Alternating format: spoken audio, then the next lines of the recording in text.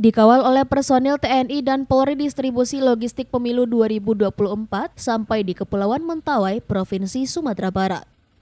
Dalam pendistribusian logistik pemilu ini terdapat 146 koli yang berisi 1.467 pis bilik suara dan telah diantar ke Kabupaten Kepulauan Mentawai.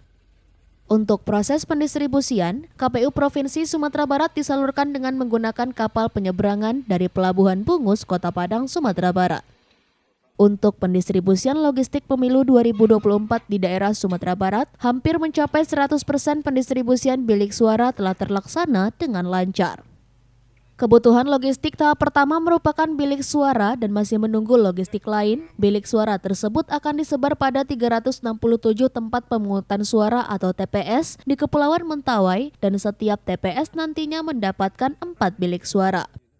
Logistik pemilu nantinya diantar ke gudang KPU Mentawai di Tua Pejat setelah semua kebutuhan logistik pemilu lengkap seperti bilik suara, kotak suara, tinta, kertas suara, dan formulir suara. Selanjutnya akan didistribusikan ke Pulau Sipora, Sikakap, Pagé Utara, dan Pagé Selatan secara menyeluruh jelang pelaksanaan pemilu 2024.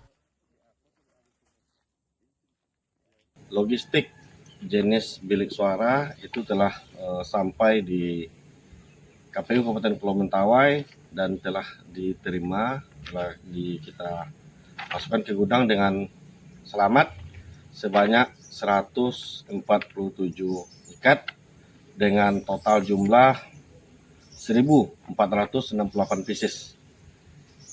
Terkait dengan penerimaan logistik ini, kita sudah disaksikan oleh Bawaslu Kabupaten Kepulauan Mentawai, kepolisian daerah Kabupaten Kepulauan Mentawai, di mana hadir langsung Kabahop dan Ketua Bawaslu.